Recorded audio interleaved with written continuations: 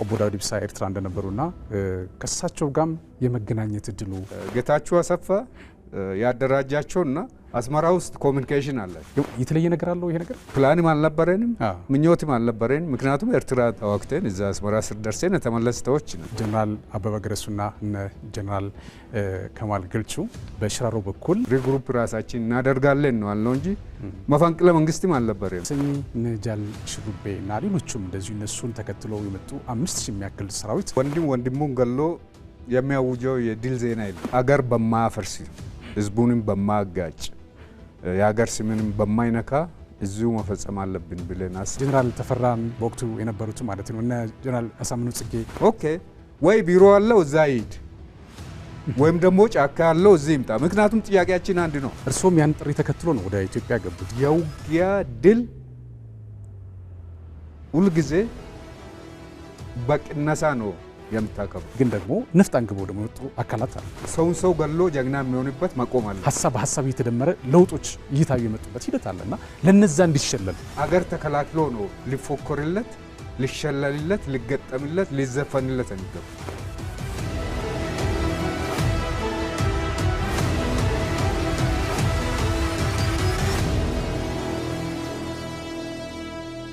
አስለን ኩራን ተመልካቾቻችን እንደምን አላችሁ? ስለ ሀገር ተጀምሯል። ስለ ሀገር ወቅታዊ ሀገራዊ ጉዳዮችን የዳሰሰን ቆይታ እንድናደርግ እንደተለመደ ሁሉ ዛሬም አዲስ እንግዳ ይዘን ቀርበናል። እንግዳችን ጀነራል ኃይሉ ጎንፋ ይባላሉ። ካሁን ቀደም የመከላከያ ሰራዊት ከፍተኛ አመራርና አሁን ላይ የሕዝብ ተወካዮች ምክር ቤት አባል ናቸው። ከዚህ ሰዓት ጀምሮ በርከት ያሉ ሀሳቦችን እያነሳን ቆይታ እንድናደርግ እዚሁ ስቱዲዮ ጋብዣቸዋለሁ። ብራን ተመልካቾቻችን እስከ መጨረሻው ድረስ ከኛ ጋር እንድትሆኑ ከወዲሁ ጋብዛለሁ። ምናልባት ለመከታተል ያመቻችሁ ዘንድ በተለይ ከሰሞኑም ባለፉት ጊዜያትም የሰማናቸው የመጣናቸው አዳዲስ ጉዳዮች አሉ። እነሱም መሰረት በማድረግ አንዳንድ ሀሳቦች ያጋሩናል። በተጨማሪም እንግዲህ የትግል ህይወታቸው ምን ይመስላል የሚልም ሀሳቦች እያነሳን ካሁኑ ወቅታዊ ሁኔታዎች ጋር አገናኝተን እያብራራን ቆይታ የምናደርግ ነው የሚሆነው። ክቡራን ተመልካቾቻችን ከኛ ጋር እንድትሆኑ ከወዲሁ ጋብዛለሁ። በመስተንግዶው እኔ አብሬያችሁ ቆይታ የማደርገው ቴዎድሮስ አለማየሁ ነኝ። አብራችሁኝ ነው። ጀነራል እንኳን ደህና መጡ። እንኳን ደህና ቆያችሁ። እንግዲህ የስለ ሀገር እንግዳ ስለሆኑ እጅግ ደስ ይለኛል። እውነት ለመናገር ብዙ ነገሮችን ነው የምናነሳው።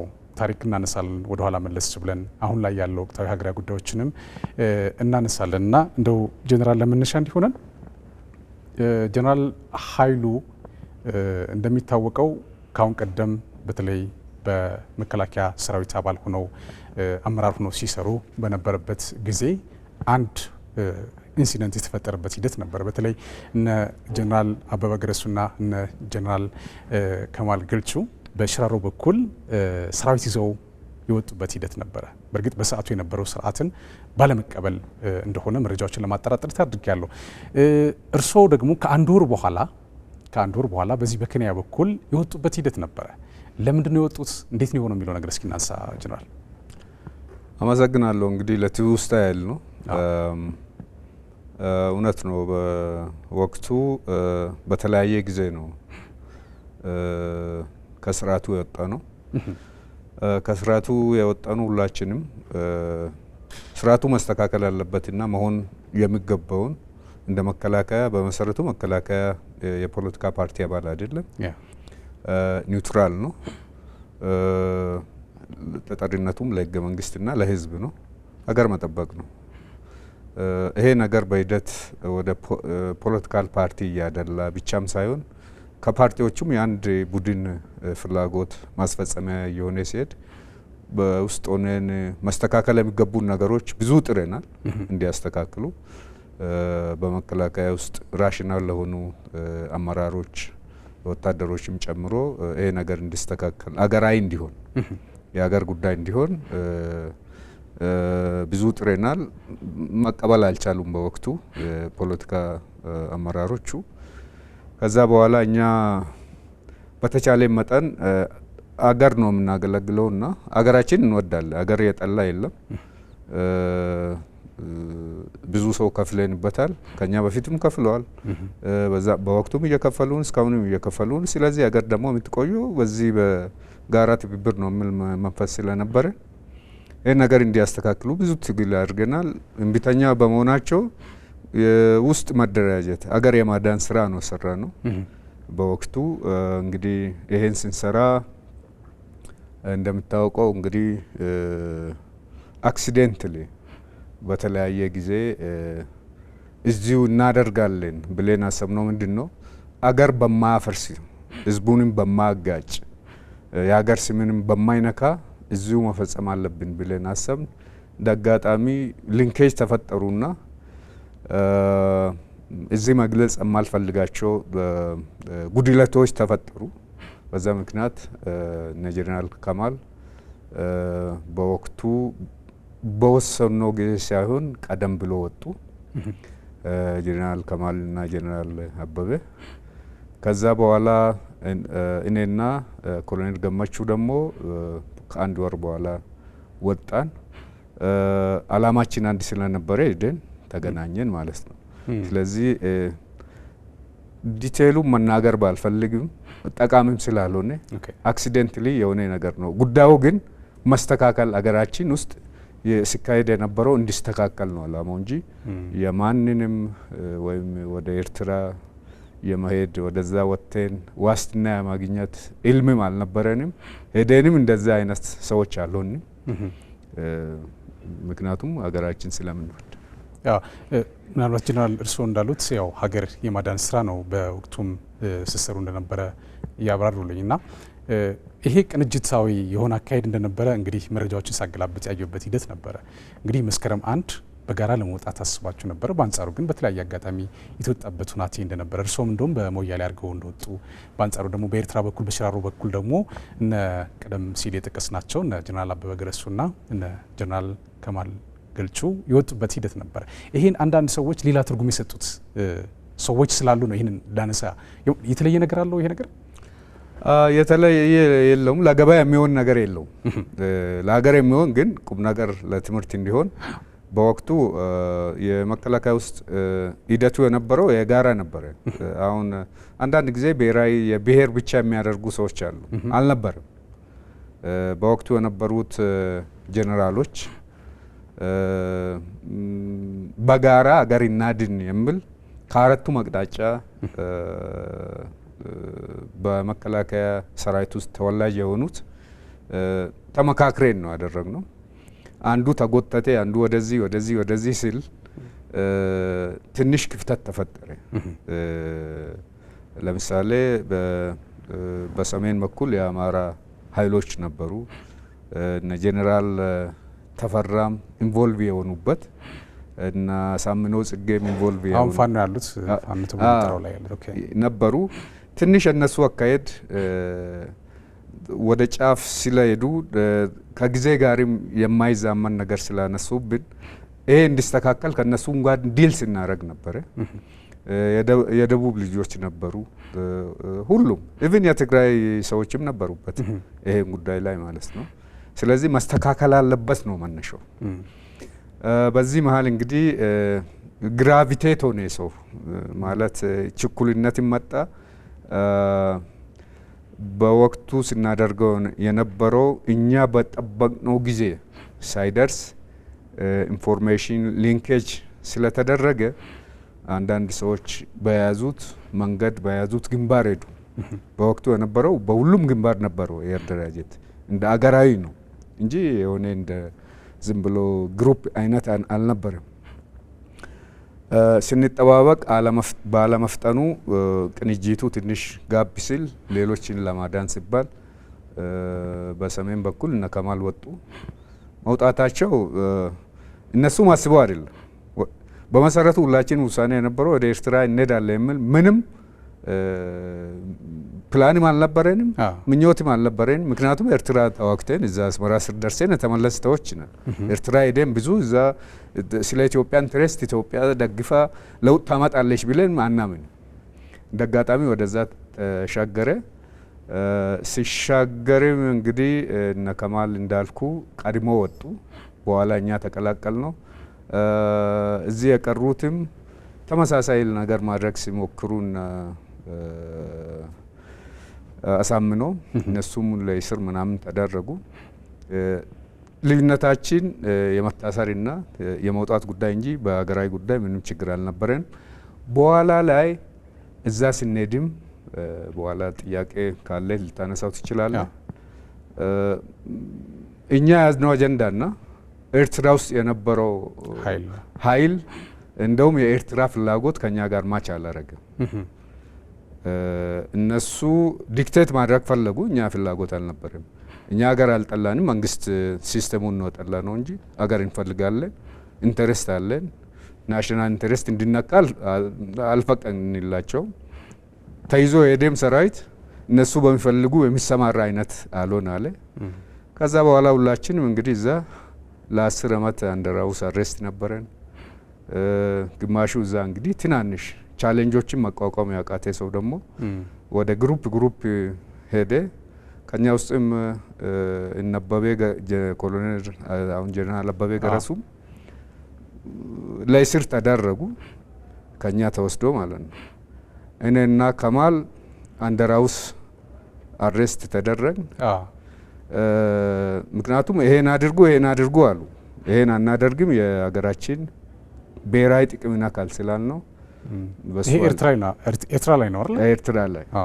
ስለዚህ በዛ ምክንያት ነው እዛ አክሲደንት ነው ወጣን እንጂ ባይ ፕላን አይደለም።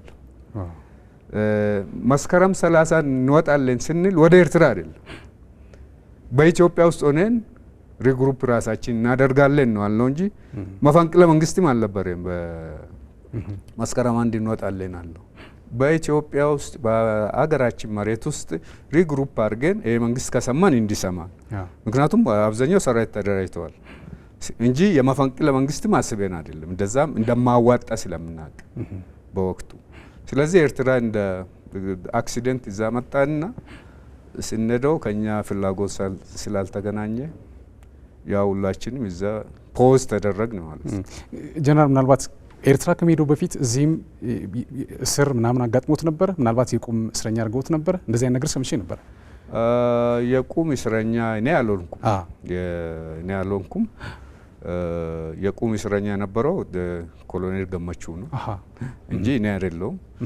የቁም እስረኛ አልሆንኩም ሲባል እንደሱ ኦፊሻል አልተነገረኝ እንጂ ሁላችንም ክትትል ነበር፣ ይደረግባችሁ ነበር። ይሄ ኦቬስ ነው፣ በአደራጀታችንና በኃይላችን ነው ሪሲስት ያደረግነው እንጂ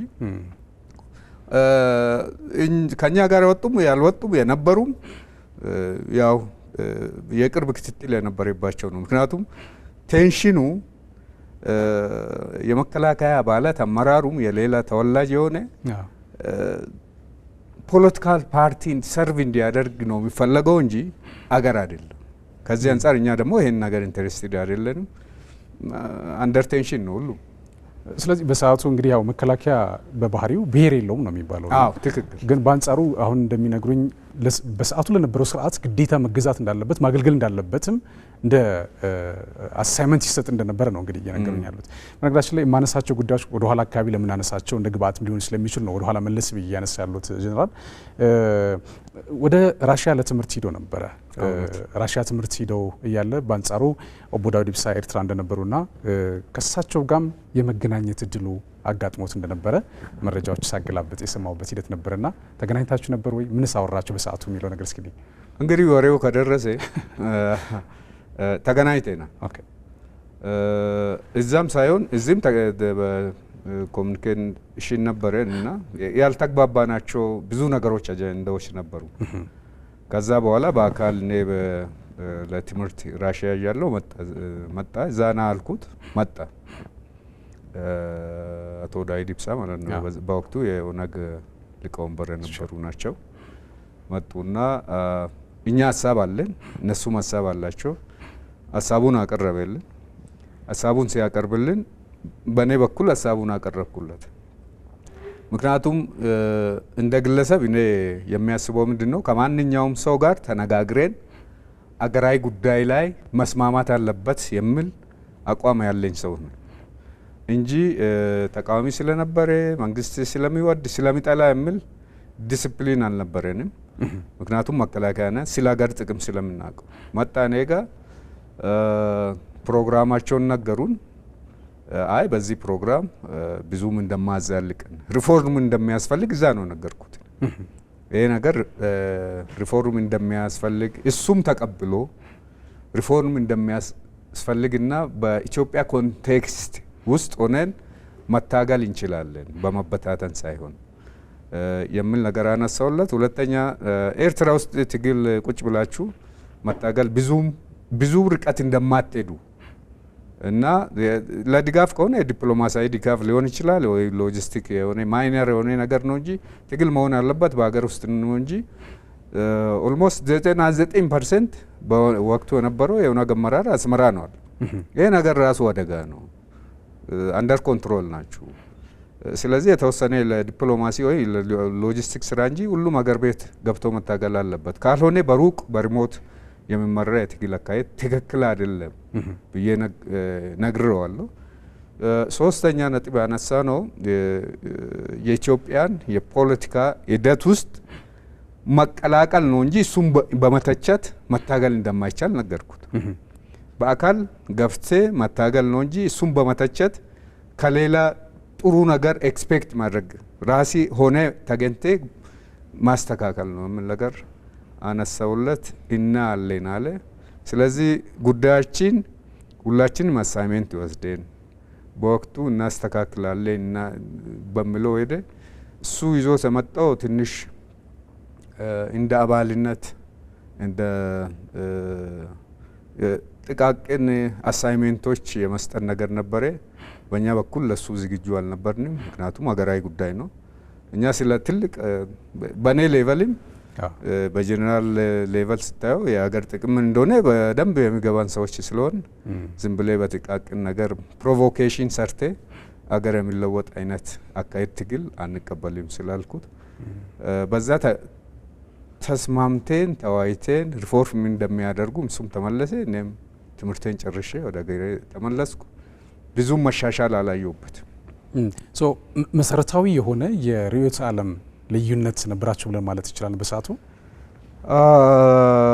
አዎ እነሱ የሚሉት ምንድነው ሪፐብሊክ ኦፍ ኦሮሚያ ይላሉ። ሪፐብሊክ ኦፍ ከማን? ሁለተኛ ምንድነው ናሬቲቭ የሰሩት ናሬሽን አለ።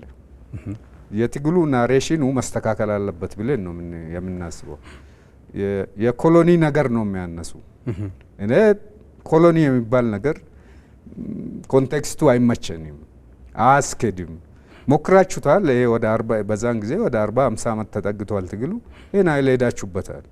ስለዚህ ሪሻፍል ማድረግ ወይም አፕዴት ማድረግ አለበት የትግሉን አካሄድ እንጂ የምን ኮሎኒ ነው? ጭቆና ከሆነ ስርዓቱ ሁሉንም ነው የጨቆነው እንጂ ስፔሻሊ ለኦሮሞ አድሬስ ያደረገው ነገር የለም። የቋንቋ የምናምን ነገር ደግሞ ኦልሞስት በወቅቱ ተሻሽሏል። ሰው በትምህርቱ የሚማረው በቋንቋው ነው። ኦሮሞም፣ አማራውም፣ ትግሬውም፣ ሶማሌውም፣ አፋሩም በራሱ ቋንቋ ነው የሚማረው። ይሄ እንደ አጀንዳ ብዙ ማያስገድም። የቀረው የአድሚኒስትሬሽን ጉዳይ ነው፣ የሞደርናይዝ የማድረግ ጉዳይ ነው። አክቹዋል ፌዴሬሽን መታጣት ነው እንጂ አክቹዋል ፌዴሬሽን የኦሮሞውን ሕዝብ አይጎዳውም። እንደውም የሚጎዳው ከሌሎች ሕዝቦች ጋር መተባበር ሲገባው ከትብብር ውጭ ሲሆን ነው የሚጎዳውና ይሄ ርዕዮተ ዓለም እንደማዋጣው ልዩነት ነበረ። አስመራ ሲነድም ቻሌንጅ ያደረገን ከአንድ ወር በኋላ ይሄ ነው።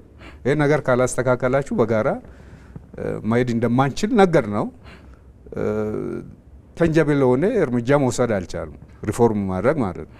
ይሄ ማለት ይሄም ሆኖ ፖለቲካል አይዲዮሎጂውን ይዞም በሰላማዊ መንገድ መሄድ ይቻላል የሚል ነገር እንበት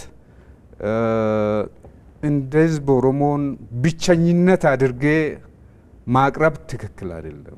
ይሄ ህዝብ ትልቅ ህዝብ ነው፣ የሀገሩ እምብርት ነው እንጂ የሆነ ዳር ቁጭ ያለ ይዜ የምትሄድበት አይነት አይደለምና ይሄ ናሬቲቭ ይስተካከል ብለን ታግለናል፣ ነግሬናቸዋል።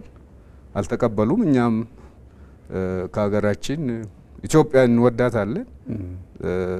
ኢትዮጵያ ስንል ደግሞ ኦሮሞ ነው፣ አማራ ነው፣ ትግሬ ነው። ስርዓቱ ነው እንጂ የጎዳን ህዝቡ አራቱም አቅጣጫ ብትሄድ ምንም ስብጥር ነው። ስለዚህ መብት ነው ጠየቀ እንጂ እኔ ሀገር ሊውን ብለን እቺ ነገር ወደ 10-20 ሀገር የመከፋፈል ከዛ ምን እናገኛለን የሚል ሎጂካሊ ስታየው ክራይሲስ ነው። ክራይሲስ አናረግም የሚል ነገር የአይዲዮሎጂ ልዩነት ነበር። ይሄ ነው ያጣላል። ስለዚህ ባለመግባባት ተግባብታችሁ ተለያያችሁ፣ የራሳችሁ ሬት አለመከተል ጀመራችሁ ማለት ነው? አዎ በቅድም እንዳልኩ እኔ ጋር ሲመጣ ይሄ እንደማዋጣ ነገርኩት፣ እሱም ነገረኝ። ባለመግባባታችን ላይ ተግባባል። ይሄን ነገር እናያለን በሚለው ላይ ደግሞ የሆነ ኮሪደር ስለነበረው ጥሩዋል ነው። እንደ አጋጣሚ አክሲደንትሊ ደግሞ እዛ አስመራ ስንገናኝ ደግሞ ሞር ፊት ለፊት ቁጭ ብለን ዲቤት አረግ ነው። ብዙ ጊዜ ወራት ወስደን ዲቤት አረግ ነው። ይሄ መስተካከል አልቻሉም። አሁንም ስቲል ነው እዛ ነው አሉት። እንግዲህ አይዲዮሎጂውን እናከብርለታለን፣ ግን ህዝቡን ኢንቫይት የሚታረግበት ብዙም ባካፕ የሚያገኙበት አይነት አይደለም። ሌጋሲውን ሊቀጥሉበት ይችላሉ። ሌጋሲው ግን የሚያዋጣ አይደለም። ምናልባት ከዚህ ጋር ተያይዘው ጀነራል ምን ይነሳል መሰሎት? አሁን እርስዎም ኤርትራ በነበሩበት ሰዓት ማለት እንታገለዋለን ብላችሁ ያላችሁትን ስርዓት ያው መጨረሻው ሳይታወቅ ድንገት ግን ወደ ውጭ ሀገር እንዲሄዱ ያነሳሉ አንዳንድ አካላትና የሄዱበት ምክንያት ምንድን ነው? ማለት ቀደም ብሎ እንግዲህ ከነ ኦቦ ዳውድ ኢብሳና እናንተም ጋር ስትነጋገሩ የርዕዮተ ዓለም ልዩነት፣ የሀሳብ አለመግባባቶች እና ደግሞ ባለመግባባት ተግባብታችሁ ከተለያያችሁ በኋላ ግን ወደ ውጭ የሄዱበት መንገድ ደግሞ ሌላ ርዕስ ሆኖ ይነሳልና ለምንድን ወደ ውጭ ሄዱት ጀነራል? ሉክ እዛ ካሄድ ነው 10 ዓመት ያለ ምንም ስራ ቁጭ አለ ኤርትራ ነገርኩ እኮ አንደር ሃውስ አሬስት ነን። እኔ ጀነራል ከማል በወቅቱ ኮሎኔል አበበ እዛ አንደር ሃውስ አሬስት አደረጉ። እዛ ፍሪደም የነበረው ኮሎኔል ገመቹ ብቻ። ሻቢያ ነው እንደዚህ ያደረገው ወይስ በኦቦ ዳዊት ቡድን አቅራቢነት? ምክንያቱም ሻቢያዎች የሚሰሙት እነ ዳዊድን የሚሰሙት ሳይሆን እንጂ ሻቢያ እንደሚፈልገው ስለሆኑለት እነሱ ቡድን እኛ ሻቢያ እንደሚፈልገው አልሆንለት። ሰራዊት ይዘን ነው እኛ ሙሉ መሳሪያ ጋር ነው የኛ ሰራዊት ይዛ ነበረው። እንግዲህ ኢለታይ የምናድርበት መሬታቸው ላይ ስለሆነ እንጂ ሌላ ምንም ከነሱ የምንፈልግ አልነበረም። እኛ እንደነው በወር ውስጥ ነው ወደ ሀገራችን እንመለሳለን። ሰራዊታችን ይዘን የእናንተ ስልጠና ማያስፈልገን በቂ አመራሮች አለን። ከኛ ጋር የሄዱት ክፍለ ጦር ሲመሩ የነበሩ፣ ብርጌድ ሲመሩ የነበሩ፣ ውጊያውስ ድል አድርጎ የሚያውቁ አመራሮች ናቸው አብዛኞቹ። ስላለን የእናንተ ስልጠና ማያስፈልገንም። አዲስ ሰራዊትም አናሰለጥንም። የራሳችን ይዘን አዲስ የሚመጣው ሀገር ውስጥ እናሰለጥናለን ነው እኛ ሀሳብ እንጂ እናንተ በምትመሩን እናንተ በምታሰማሩን አንሄድም ነው። ሰክሰስፉልም አልነበረም። በችርቻሮ ሰው ይልካሉ፣ እዚህ ይያዛል። እዚህ የነበረው ጌታቸው አሰፋ ያደራጃቸውና አስመራ ውስጥ ኮሚኒኬሽን አላቸው። ኮሚኒኬሽን ስለነበረ ሰው ከውጭ ሀገር ለሚሽን ወደ ሀገር ውስጥ ሲመጣ ኢሚዲየትሊ ከነ ጉዳዩ ከነ ድምፁ ከነ መልእክቱ ይያዛል። ስለዚህ ይህን ስለምናውቀው እኛ እናንተ አታሰማሩንም፣ የራሳችን ሰራዊት እኛ ነን የምናሰማሩ፣ ሀገራችን የምናውቀው እኛ ነን። ሁለተኛ ደግሞ ያረጉ ምንድነው ይሄ ተቋም ይመታ፣ ይሄ እዛ ቦምብ ይፈንዳ፣ እዛ አካባቢ ይሄ ባንክ ይዘራፍ፣ አይ ይሄ አናረገውም፣ ይሄ የአገር ጉዳይ ነው፣ እኛ ስርዓቱ ላይ ነው እንጂ በድልድዮቹ በተቋሞቹ በነገ የምንገለገልበት እንድንመታ የትግሉም ባህሪ አይደለም፣ ይሄን አንቀበለው ማለት ነው። ከዛ በኋላ ይሄ ከሆነ አይሶሌት አደረጉን። ሰራዊቱም ይምባል ሰራዊትም ቢስለው አንድ ቦታ አሳብ የሚባል አስቀመጡት። ሰራዊትም አንሰማራ ማለት በውስጥ ቆርጣችሁ ሲጡን እናሰማራለን አይቻልም ማለት ነው። ከዛ አመጽ ሰራዊትም ለአንድ ወር አመጽ ተነሳ። ምግብና ውሃ አቋረጡበት። ያው አሰብታ ቃል በጣም ሙቀታማ ነው፣ ቆላማ ስፍራ ስለሆነ ሰራዊት መሳሪያችሁን ፊቱ አሏቸው። እናንተ ያላስታጠቃችሁም አንፈታም አሉት። ከዛ በኋላ ከቦ ቶክስ ከፈቱበት ሻቢያ ለዛላሉት እነ ዳዊት ቡድን የተወሰኑ አዘጋጁለት እና ቶክስ ተከፈተበት። ከዛ በኋላ ከብርጌድ አመራር አንድ ቦታ ቁጭ ብሎ እያሉ ላውንቸር ተኮሱበት። ብርጌድ አመራር አዛዡ ነበር የቆሰለ፣ አሁን አለ በህይወት እንደውም አሁን ፖሊስ ሆኖ ነው አለው እዚህ ሰራዊት አንፈታ ማለት ባለ። ከዛ በኋላ ውሃና እንትን ከለከሉት ምግብ። እስቲ መሳሪያውን ኦኬ ስጡት፣ ከዛ በኋላ ምን ያደርጋሉዋል? መሳሪያው ወሰዱት፣ ሰራዊት አንሄድም አለ እስከ መጨረሻው። ባለፈው የ2018 ለፈረንጆች እነ ዳዊት ይዞት የመጡት ከአስመራ እኛ ይዘን የሄድነው ሰራዊት አምጾ እዛ ቀረው አምጥቶ በትግራይ በኩል እና አቦይ ሲባት ሲቀበሏቸው የነፍስ አባት አድርጎ በዛ ያመጡት እነሱ ናቸው። ይስቃል ሰራዊት የአቦይ ሲባት በዛ በኩል ሲያመጡት ሰራዊት መጣ፣ እዚህ ገባ፣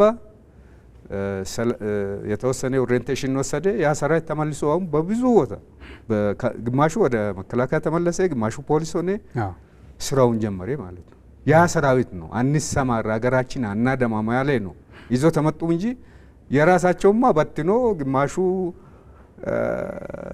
አውቶቡስ ላይ ቦምብ ሲያፈነዳ ነበር፣ ግማሹ ወደ ባንክ ማሰረፍ፣ ግማሹ ወደ ሳቦታጂ። ይሄ የሻቢያ ፍላጎት ነው ለዜና። ይሄ ለኛ አይመቸንም። በዚህ ምክንያት ነው እዛ አንደራውስ አሬስቶን 10 አመት ቁጭ አልኩ። ከዛ በኋላ ሎቢ ማድረግ ጀመሩ አንድ ባንድ፣ እሱም አልሆንም። እኔ ከዛ በኋላ ወደ ስዊድን ወጣው። ስዊድን ቀጥታ ፓስፖርት ሰጠኝ። ወደ ስዊድን ወጣው። ጀነራል ከማር ወደ ኡጋንዳ ወጣ። ከዛ በኋላ ከአንድ አመት በኋላ ለውጥ መጣ። እኔ እዛ ብሄድም ጀነራል ሆኜ ስደተኛ መሆንን አልመረጥኩም። በዚህ እድሜም እኔ ያወጣሁት ለትግል ነው እንጂ ለስደት አልነበረም። ወይ እዚህ የሚበላ የሚጠጣ ወይም ሀገሬን ጠልቼ ስላልሆነ የኢኮኖሚ ስደተኛ አይደለሁም። ለውጡ ሲመጣ እኔ ወዲያውኑ ተመልሼ የለውጡ አካል ሆኜ አገሬን በማገልገል ላይ ነኝ። ትናንትም እያገለገልኩ ነው። ስርዓቱን እንወጣለሁ እንጂ ሀገር አይደለም። አሁን ደግሞ ማስተካከል የሚገቡ ብዙ ነገሮች ቢኖሩም እኔ ራሴ ያስተካክላለሁ። ራሴ ላይ ወስኜ ተመልሼ አሁንም እንግዲህ አገሬን እያገለገልኩ ነው። ትላንት በመከላከያ ዛሬ ደግሞ በምክር ቤት። እኔ በእርግጥ ካሁን ቀደም አንድ እንግዳ እዚህ ጋብዤ ሳነሳ በሰዓቱ የነበረውን ሁኔታም ሲያብራራ በተለይ በቲፒኤልኤፍ እና በሻቢያ በኩል የሆነ ሴራ እንዳለ የሆነ ግንኙነት እንዳለ የሚያሳዩ ነገሮችን አብራርቶልኝ ነበር። በእርግጥ ታንጀብል የሆነ ነገር ነው ማግኘት ያልቻልኩት በሰዓቱ ማለት ነው። እርስዎ ደግሞ አሁን ሲነግሩኝ እንግዲህ ከ10 ዓመታት ያላነሰ በኤርትራ ቆይተዋል። እንግዲህ ከኤርትራ በኋላ ያለው ነገር እንዳለ ሆኖ በአንጻሩ እነ ጌታቸው አሰፋ በወቅቱ የመረጃ ደህንነት ኃላፊ የነበሩት ጌታቸው አሰፋ እዚህ ያለውንና እዛ የሚደረገውን ነገር ሁሉ በግልጽ ለእናንተ እያሳዩ እናንተንም ኤክስፖዝ የሚያደርጉበት እድል እንደነበረ ነው ያብራሩልኝ። ስለዚህ አሁን ያሉት ሴራዎች በተለይ ሻቢያ ከግብጽ ጋር እና ሌሎችም አካላት ጋር በኢትዮጵያ ላይ የሚያሴሩት ሴራ ከዛ ጊዜ ጀምሮ የመጣ ነው ብለን ማለት እንችላለን። ጀነራል እኔ ኢትዮጵያ ውስጥ ያለንም እናውቃለን። እኛ ነሳች ስቱፒድ አይደለንም። ናሽናል ኢንተረስት የማናቅ ሰዎች አይደለን። ኮንሽስ ሆነን ያድን ሰዎች የሆነ የሻቢያ ሰው የሚልከው አይነት ሰዎች አይደለን። ምክንያቱም ቅድም ነገርኩ እኮ አክሲደንትሊ እዛ ላይ ሄድን እንጂ በፕላን የሄድን ሰዎች አይደለን።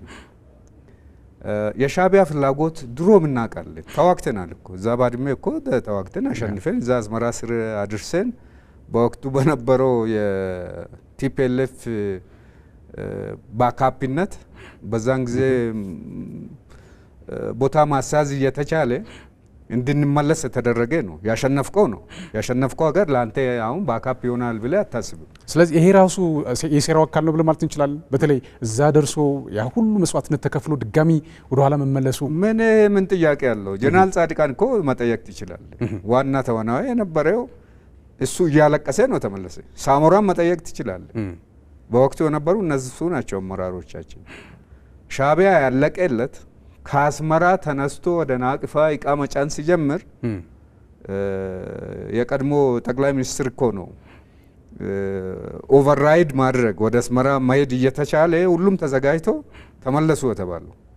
ተመለሱ ሲባል እኮ ሰራዊት እያለቀሰ ነው ተመለሰው ባለቀ ጉዳይ ምንም በፊት በሌለው ከጀርባም እየተመታ የሚል ነገር ሰምቻለሁ ጀነራል ሲመለስ በጀርባ እየተመታ እንኳን አላውቅም ማለት ሂደው ኦልሬዲ ደርሰዋል ግን ሲመለሱ ደግሞ ተመለሱ ሲባል ከኋላ ሻቢያ እየተመለሱ ነው ተከታል ነው ተባለ የሸሸው እንደገና ተሰባስቦ እንዲመጣ ተደረገ የጠላት ኃይል ገፍቶን አልመጣም የነበረው እቅድ በነጋታው በዚህ በባድሜ በኩልም ወደ ደጋማ ወጥቶ ከተሰኔ አልፎ ወደ ደጋማ ወጥቷል በዚህ በዛላምበሳም ወደ ደጋማ ወጥቷል ወደ አዝመራ መሄድ ብቻ ነው ኦቨርራይድ ማድረግ ዘሆል ይሄን ነገር ሁሉ በነጋታው እንሄዳለን ተብሎ እየተዘጋጀ ያለው ሁሉም ነገር ቀርቦ ሰደንሊ ሰራዊት ይመለስ ተባለ ለምን እኛ ሀገር ለመውረር አይደለም ድንበራችን መልሰናል አሁንም እኮ ተመልሶ የመውረር ምንም ዋስትና የለንም ለምንድነው የምንመለሰው ኮዙን ጨርሰን ለምን አንመለስም አገር መውረር አይደለም የጀመሩት እነሱ ናቸው ሲባል ይሄ ትእዛዝ ነው ተባለ ፖለቲካል ውሳኔ ነው እንጂ ሚሊታሪ ውሳኔ አልነበር ፖለቲካል ውሳኔ ስለነበረ እነ ጻድቃንም ቅር አላቸው በግልጽ ነገሩ ትእዛዝ ስለሆነ እኛ ምንም ማድረግ አንችልም አል ከተመለስን በኋላ ነው እኮ ቲፒኤልኤፍ ሁለት ቦታ የመከፈል ዋናው መንስኤውም ፖለቲካል አሁን ኢሊት አሁንም እኮ ኢርሾታ ያለ እኮ በዛን ጊዜ ከኛ ጋር ከፍተኛ አመራር ነበሩ አሁንም ጽንዶ ብሎ እኮ የሚወተውቱት የዛ ጊዜ እርሾች ናቸው በውስጣችን ሆኖ ሲቦረብሩን የከፍተኛ አመራር ፖለቲካል አመራር ነበሩ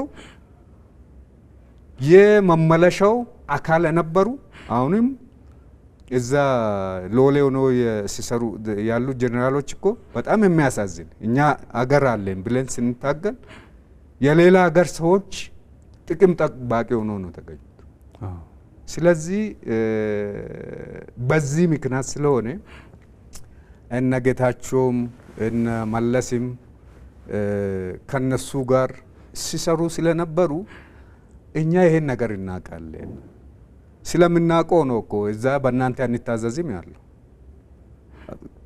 ኮሎኔል ጣይሜ የሚባል ነበር እኔና ከማል ሁለታችን ጀነራል ነው አንተ ኮሎኔል አታናግረንም ነው አለው ኮሎኔል ጣይሜ እኮ ኦነግ ጽፈት ቤት ሆኖ ሄዶ ነዳዊድን ዝቅ ከፍ አድርጎ የሚሳደብ ሰው እኮ እኛን እውነት ለመናገር አንድም ቀን ሊሰድበን ቀርቶ እንዲያናግርም አንፈቅድለትም ነበር ወይም ካንተ በላይ ላሉን ነው የምናናግረው እንጂ አንተ ስታንዳርዳችን ቢገሉን ይግደሉን ብለን በዚህ ምክንያት ነው እኛ አንደር በነዳዊድ አቅራቢነት የትም እንዳንቀሳቀሱ ተባል በዚህ በደቡብ ኢትዮጵያ በኦሮሚያ ንግባል ከለከሉን በዚህ አርገን በምስራቅ ኢትዮጵያ ንግባ ከለከሉን በዚህ በሰሜኑም አርገን እንግባል ከለከሉን እና ምንድነው ሰራዊት አንድ ባንድ 10-5 ስጡንና ወደ አዲስ አበባ ወደ ሆነ ከተማ ባሾልከና ምንድነው ጥቅሙ እኛ እሱን አንፈልግም እዚህ ያለው በጣም ኮር አመራሮች ናቸው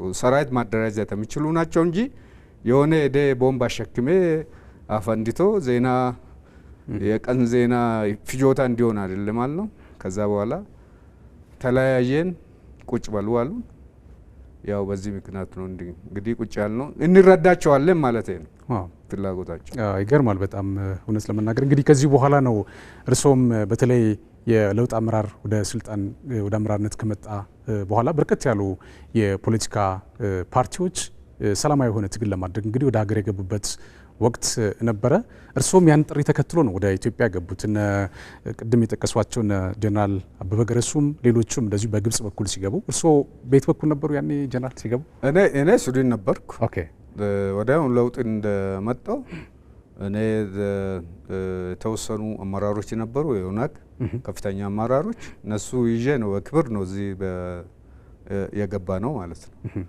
የለውጡ አካል ሆነ ማለት ነው ባይዘዌ የለውጡም ውጭ ቁጭ ብለን የምንመለከተው ሰዎች አልነበረን ግማሻችን ወጣ እንጂ ግማሻችን እዚሁ ነበር የትግሉ አካል ናቸው እዚህ ያሉት።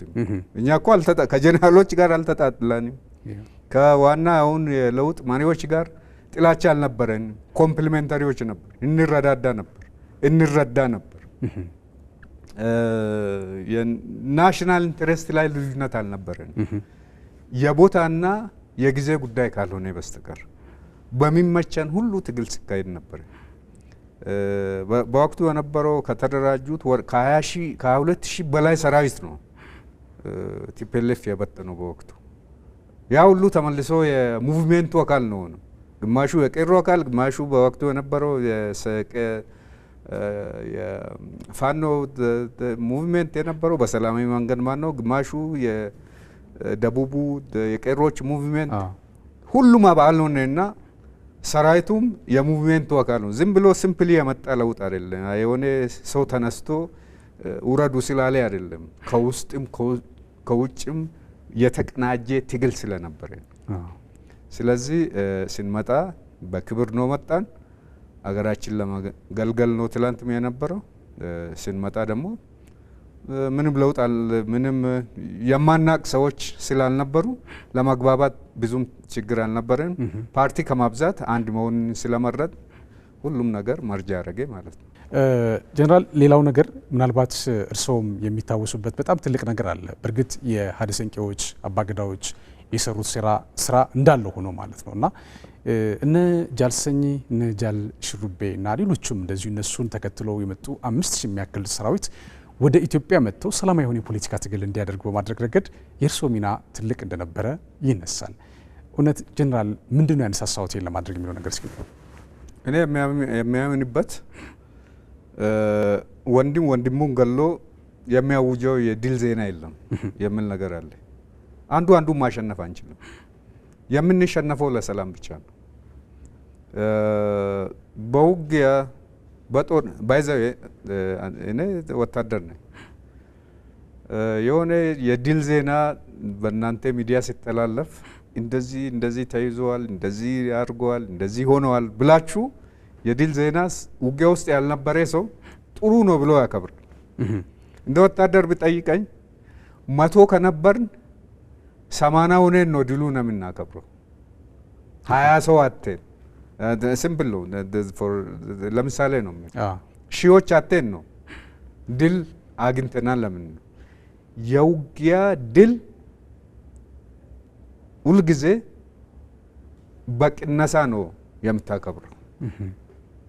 የሰላም ድል ግን በጭማሪ ነው። የሚታጠው ነገር የለም። በድምር ነው። 100 ሆነ ጀምረ 200 ሆነ ድል ታከብራለ። የሰላም ድርድር የሰላም ድል ስታደርገው 100 ሆነ ውጊያ ጀምረ 80 ሆነ ነው ድል የምታከብረው። እኔ ፕሪንሲፕል ስላየሁትም ስለቀመስኩትም ስለኖርኩበትም እኔ በ16 ዓመቴ ነው ወታደር ሆንኩት። እስካሁን ሳይኮሎጂካል ውጊያ ምን እንደሆነ በደንብ አውቃለሁ። ውጤቱም ድሉም ጥሩ ነገሩም መጥፎ ነገሩም ስለሚያውቀው እንደ ሰላም ጥሩ ነገር የለም።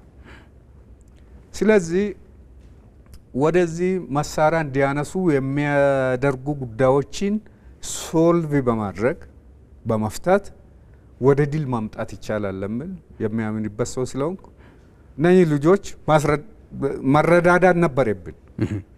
እነሱም ለዲሞክራሲ፣ ለነጻነት፣ ለፍትህ እንታገላለን ይላሉ። እኛም በመንግስት ለውጥ በኋላ ከመጣው ለሰላም፣ ለዲሞክራሲ፣ ለፍትህ እንታገላለን እንላለን። እስቲ ጫካ ውስጥ የሰላም፣ የዲሞክራሲ፣ የፍትህ የሚል ጫካ ውስጥ አለ። እዚህ ቢሮ አለ። ኦኬ ወይ ቢሮ አለው እዛ ይሄድ ወይም ደግሞ ጫካ ያለው እዚህ ይምጣ። ምክንያቱም ጥያቄያችን አንድ ነው። ጥያቄያችን ምንድን ነው? ሰላም፣ ፍትህ፣ እኩልነት፣ እድገት ነው አይደል? ይሄ ነው የሚያነሱት።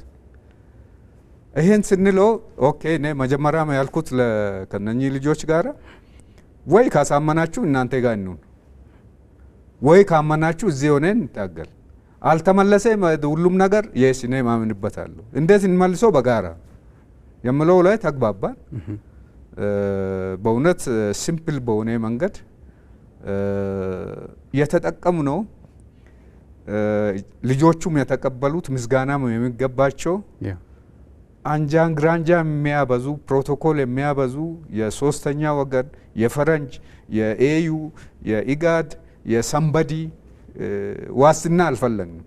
ዋስትናችን ሁለት ነገር ብቻ ነው አደረግነው። አንዱ ህሊናችን ያልነው እንተገብራለን አንተገብር። ሁለተኛ ደግሞ የሀገር ሽማግሌ በቅርብን ስለሚያውቁ ጉዳዩንም የት ቦታ ቢነኩ የት ቦታ እንደሚያመን ስለሚያውቁ ለነሱ ኃላፊነት እንስጣቸው እና እኛ እንግባባ አልነው። ተግባባን። እውነትም ስንነጋገር የተጣላን ሰዎች አንመስልም።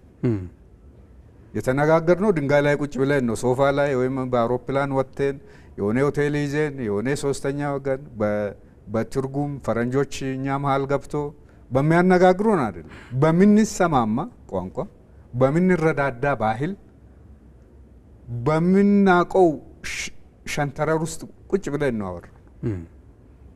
ከዛ በኋላ ተግባባን፣ መጣን። ያቀረቡት ፕሪኮንዲሽን እኛ ከምንለው እነሱ የሚሉት ኮመን ዶሚኔተሩን ስናየው አንድ ነው። በዚህ ምክንያት በእውነት ብዙም ወጪ ሳይደረግበት ብዙም ልፋት ሳይደረግበት ተግባባን፣ መጣን። እነሱ ያሉት አሁንም ትግል ትታችሁ ኑ አላልናቸው። ትግሉ ይቀጥል፣ ግን በሰላማዊ የትግል ስልቱ ነው የተቀየረው። የትግል ስልቱ አሁንም መጡ። ብዙ ነገሮች ያሻሽለናል እኮ እነሱ ያላቸውን አቅም መንግስት ላይ ጨመሩት።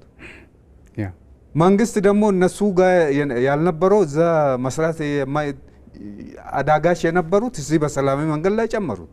ኃይል ጨመርን ማለት ነው። እነዚህ ልጆች አሁን የተጣላን አይመስሉም። በየቦታ ገብተው እየሰሩ ነው።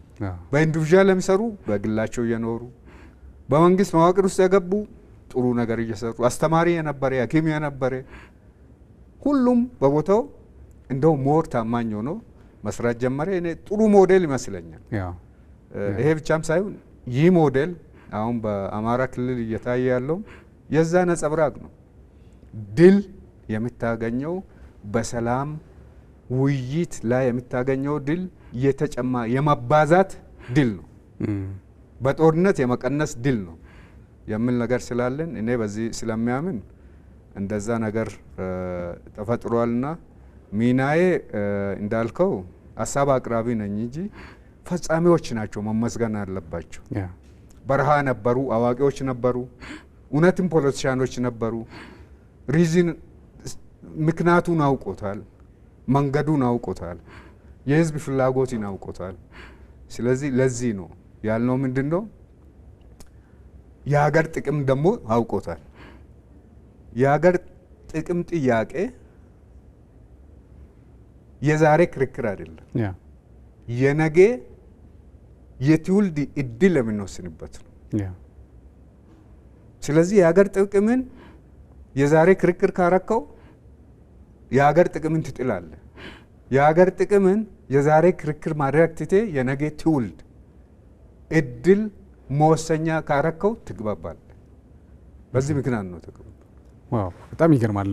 እኔ የገረመኝ ነገር ጀነራል እርስዎ ለኢትዮጵያዊነት ያለውትን ነገር ቅድምም ሲነግሩኝ እንዲሁም አንዳንድ በዙሪያው የነበሩ ሰዎችንም ሳጣራ በጣም ጥልቅ እንደሆነ ተረድቻለሁ። በተለይ ለምሳሌ የሆነ ትግል እንቅስቃሴ በሚደረግበት ሰዓት የራሳቸው ርዕዮተ ዓለም ሊኖራቸው ይችላል። ግን ደግሞ ከእናንተ ርዕዮተ ዓለም ጋር የማይጣጣም አቋም ያለው በተለይ ደግሞ ኢትዮጵያዊነትን የሚቃወም ነገር ሲኖር ደግሞ እየተቃወማችሁ እንደመጣችሁ እነ ኦቦ ዳውድ ኢብሳም ጋር ያደረጋችሁ ንግግርም እሱን ነው የሚያሳየው። በአንጻሩ ደግሞ እነ ጀነራል ተፈራን በወቅቱ የነበሩት ማለት ነው እነ ጀነራል አሳምነው ጽጌ ከነሱም ጋር እንዲሁም ከትግራይም አካባቢ የነበሩ ሌሎች ጀነራሎችም ይህንን የለውጥ እንቅስቃሴ ውስጥ ለውስጥ ስታደርጉ እንደነበረ ያሳያል። ያ ማለት ኢትዮጵያዊነትን ማስቀደም እንደሆነ ነው የተረዳሁትና እንደው ከዚህ ጋር ተያይዞ እርስዎ አሁን ቅድም ስናነሳው የነበረው ነፍጥ አንግበው ሲንቀሳቀሱ የነበሩ አካላት እንዲገቡ የእርሱ አስተዋጽኦ ነበር። ሌሎችም እንዳሉ ሆኖ ማለት ነው። በአንጻሩ አሁንም በአማራ ክልል የሚንቀሳቀሱ አካላት አሉ። የገቡት እንዳሉ ሆነው በርከት ያሉ ቁጥር ያላቸው የገቡ ናቸው። ይህን አማራጭ ምን ያህል ትክክል እንደሆነ ተረድተው ገብቷቸው ለህዝባቸው ሰላማዊ በሆነ መንገድ መታገል እንዳለባቸው አሁን የመጡ አሉ። ስቲል ግን ደግሞ ነፍጥ አንግበው ደግሞ የወጡ አካላት አሉ። በነፍጥ የማሰብ ነገሮች አሉ። በእስክርቢቶ መነጋገር እየተቻለ ብረት ማንሳት የሚፈልጉ አካላት አሉና ለነዚህ እንደው ከተሞክሮ ምንድነው የሚሏቸው ጀነራል? እንግዲህ እኔ ነገርኩ በራሴ ልምድ ነው። ትንሽ ከሀገርም ወጣ ብዬ አይቻለሁ። ያደጉ ሀገሮች ውስጥ መሳሪያ የለም። ተዋግቶ ተጨፋጭፎ ተገዳድሎ ደክሟቸው ተውት እስቲ ሌላ ሞክር ብሎ በአሳብ በስክሪፕቶ በሀሳብ አማራጭነት ስልጣን መያዝ እንደሚቻል ኤክሰርሳይዝ አደረጉ። ትውልዳቸው ይሄ ነው። የኛ አንዱ መሻሻል አለበት እኮ ካልቸራችንም ሪሼፕ ማድረግ የሚጠይቅ ይመስለኛል። እሱ በደም ለማህበራዊ ጉዳዮችን ለሚያጠኑ ልተውና ግን አንድ ነገር ግን በግልጽ እንናገር። ዛሬ ወንድም ወንድሙን ከገደለ ሬሳ ላይ አንዱን ገሎ አንዱ ጀግና የሚሆንበት የሚሸለልለት የሚገጠምለት የሚፎከርለት ሰው ገለ ወንድሜ እኮ ነው ያገር በአንተ ቋንቋ የሚናገር እንደውም አንተን ጎረቤት አልፎም ተርፎ ዘመድን በፖለቲካ ምክንያት ገለ ትፎክርበታል። በሌላ ሀገር እኮ ይሄ ወንጀል ነው። ሰው ገለ ወንጀል ነው ነው የሚባል ሰው ገለ ይፎክርለታል። ይሄ እኮ ካልቸራችን መለወጥ አለበት። ሰው ከሸፈተ ምዝጉን ይሆናል፣ ጀግና ይሆናል። ወደ መሳሪያ ይዞ ወደ በረሃ ከገባ ማን ልገል እዛው ሀገሩ የትኛው ጠላት ባዳ ሩቅ ያለው መጥቶብን ወይ ስልጣን ያለው ለመግደል ነው፣ ስልጣን ያለው ደግሞ ወንድሙ ጫካ ያለውን ለመግደል። በሁለቱም በኩል የሚሞተው ጎዶሎ ያገር። በዚህ የሚያምን ሰው ነኝ። ግን ለኮዙ መነሻ የሆነው ለችግሩ መነሻ የሆነው በመነጋገር መፍታት ይቻላል። በመጨረሻ እኮ መሳሪያ መይዜ የመጨረሻው መቋጫው ምንድን ነው? ውይይት ነው፣ ሰላም ነው። 10 ሆነ ወጥተ 5 ሆነ በሰላማዊ መንገድ ጨረስኩ ብትል 10 አጥቆ በዚህም በዛ ጎዶሎ ይዜ ነው። እንደዛ አይነት የንቃት መለወጥ አለብን። ካልቸራችን አፕሪሺየት መደረግ የለበትም። ጦር ከፈታው ወሬ ፈታው ይባላል። እንደዛ ነው። አሁን በሰላም መንገድ የሆነ ተመራምሮ የእርሻ ጥሩ ነገር የፈጠረው ሰው አይወደስም፣ አይገጠምለትም። ጥሩ ኢኖቬሽን የሰራው ሰው አይገጠምለትም፣ ጀግና አይደለም፣ አይሸለልለትም። ሚዲያችሁም እነሱም ብዙም ወደዚህ አያመጣም። አቴ ጀግና የሚባለው መሳሪያ ይዞ ተኩሶ ሕፃን የሚያስደነግጥ ሴትን የሚያሳቅቅ ጀግና ይሆናል አይደለም። ጀግና አገር የሚገነባው ሀሳብ ነው፣ እውቀት ነው። ከዛ በኋላ ነው መሳሪያ እነዛም መጠበቂያ መሆን አለበት እንጂ ጓዳው ለጓዳው እየዞረ መሳሪያ እየተኮስክ አውሮፓ ሄድ ዌስተርን ይሄ ሩቅ የትም ቦታ ሄድ መሳሪያ ክላሽን የሚሸጥበት ቦታ አታይ። እዛ የሚሸጠው ምንድን ነው? ቴክኖሎጂ በሞባይል የሚሰራ በዛ ላይ ደርሷል። ወደኛ ኢምፖርት ሲደረግ እዚህ ነው መጥቶ የሚያውሩ የራሳቸው እንደ ይሄ ክላሽን ነው ይላል። እነሱ ትወል አያውቁም እኮ እነሱ እንደ ይሄ ክላሽን ነው፣ ይሄ ራሽያ ነው ተሰራው፣ ይሄ አሜሪካ ነው፣ ይሄ እስራኤል ነው የሚባለው አፍሪካ ውስጥ ሆኖ ነው ልጆቻቸው ለጉብኝት ሲመጡ የሚያዩት። እዛ ሀገር አያሳዩት። እዛ ሀገር ምርምር ነው የሚያሳዩት፣ ሳይንስ ነው የሚያስተምሩት። እኛ ሀገር ግን ናሬሽኑ መቀየር አለበት። ሰውን ሰው ገሎ ጀግና የሚሆንበት መቆም አለበት። ለአገር የመጣውን አገር ተከላክሎ ነው ሊፎከርለት፣ ሊሸለልለት፣ ሊገጠምለት፣ ሊዘፈንለት የሚገባው። እርስ በርስ ተጋዳርለ ማን እስቲ ሁለት ወንድማማቾች አባትና እናት ታላቁ ታናሹን ከገደለ አባትና እናት የሚደሰቱ ይመስላል? ያዝናሉ። ልጃቸው ነው ሞተ። አገራችን እንደባትና እናቱ ሰደው ልጆቹ ሲገዳደሉበት ሀገር የሚስቅ ይመስላል። ድህነታችን እየሰፋ መራራቃችን እየሰፋ መቆራቆዛችን እየሰፋ እንደውም ችግር እንፈታለን ያለውን ችግር ላይ ችግር እያባዛን እንሄዳለን በመሰራ። ለዚህ ነው ሰላምና ሰላም ብቻ ነው የሰላም ጀግና ነው የሚያስፈልገን እንጂ የመሳሪያ ጀግና አያስፈልገንም። ስለዚህ አሁን እኔ በጣም ደስ ይለኛል። አሁን በአማራ ክልል ሰሞኑ እየገቡ ያሉት ግማሾቻቸው አብሬን የነበርን ናቸው። አሁን የገባውን ኮሎኔሉ ባለፈው ተገናኘንና ተጫወት የሚገርም ደስ የሚል ይሄ ነው ከኛ የሚያምር። ሄደን ቀንሰን ከምንመጣው እዚህ ሆነን ጨምረን የሀገር ተስፋ ብንሆን ይሻላል ምን ነገር አለ። በጣም ይገርም ነው። አንድም የመደመር እሳቤን ፕራክቲካሊ እያሳያችሁ እንዳለ ያመላክታል። ስንደመር ነው ብዙ ነገር መለወጥ መቀየር የሚቻለው የሚለው ነገር የክቡር ጠቅላይ ሚኒስትራችንም እሳቤ አለ። እንደው ይህን ካልን ዘንዳ በነገራችን ላይ ማለት በተለይ አሁን ከዚህ ከነፍጥ ማንገብ ባሻገር ደግሞ ኢትዮጵያ እንደ ሀገር ብሔራዊ ጥቅም ብላ ያስቀመጠቻቸው ጉዳዮች አሉ። ብሔራዊ ጥቅም በእርግጥ ሬትን ነው አይደለም የሚለው ነገር እንዳለ ሆኖ ግን ደግሞ ለሀገር የሚጠቅም ነገር የት ነው ብለን ካለን ለምሳሌ ባህር በር ለድርድር የሚቀርብ ጉዳይ እንዳልሆነ ይታወቃል። የሀገር ሉዓላዊነት ዳር ድንበር ማስከበር፣ የሀገርን ብሔራዊ ጥቅም አሳልፎ አለመስጠት፣ እነዚህ ነገሮች ለድርድር የሚቀርቡ ነገሮች አሉ። በአንጻሩ ግን አሁንም ይሄንን አሳልፎ ሊሰጡ የሚችሉ የውስጥ ባንዳ የውጭ ባዳ ብለን የምንላቸው በተለይ የውጭ ባዳ አሁን ቀደም ሲል ሲያነሱ የነበረው ሴራ የረጅም ጊዜ ሴራ ስለነበረ በቲፒኤልኤፍ ጊዜ ነበረ። ከዛ በፊትም እነ ግብጽ እነዚህ ታሪካዊ ጠላቶቻችን ናቸው ብለን የምንላቸው እያሴሩብን የመጡት ጉዳይ እንደሆነ ነው የሚገለጸው። ሶ አሁን ኢትዮጵያ የያዘችውን የልማት ስራዎች አሉ፣ እንቅስቃሴዎች አሉ፣ ብዙ ለውጦች አሉ። ቅድም እንዳሉት ወደ አንድ ጠረጴዛ ልዩነቶች ወደ አንድ ጠረጴዛ እየመጡና ሀሳብ በሀሳብ እየተደመረ ለውጦች እየታዩ የመጡበት ሂደት አለና ለነዛ እንዲሸለል፣ ለነዛ ክብር እንዲሰጥ፣ ለነዛ ምስጋና እንዲሰጥ፣ እውቅና እንዲሰጥ በማድረግ ረገድ ምን ማድረግ ይገባል? በተለይ የነዚህ ታሪካዊ ጠላቶቻችን ምንድነው መማር ያለባቸው የሚል ነገር ሀሳብ ይሰጡ ይጀናል። በጣም ጥሩ ጥያቄ ነው አነሳው። ኢንፋክት ይሄ ነገር ብዙ ምሁሮችም ዜጎችም ሊነጋገሩበት የሚገባ ወቅታዊና ዘላቂ አጀንዳ ነው።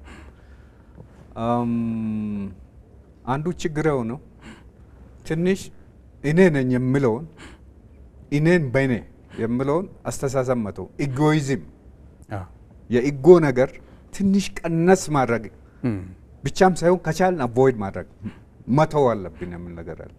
አንዳንድ ጊዜ እኮ የሚያስቸግረን በሀገራችን ባህል ሰው ሽማግሌዎች ሲመርቁ ለልጃቸው አባቲ የምትበልጥ ልጁንልኝ ነው የሚሉት። አባት ለልጁ እሱን እንዲበልጠው ነው የሚፈልገው እንጂ በሱ እኩል እንዲሆን አይደለም ምኞቱ ሁል ጊዜ። አንዳንድ ጊዜ የሀገራችን ፖለቲሻኖች እነሱ የሚበልጥ ሰው ሲመጣ መደሰት አለባቸው።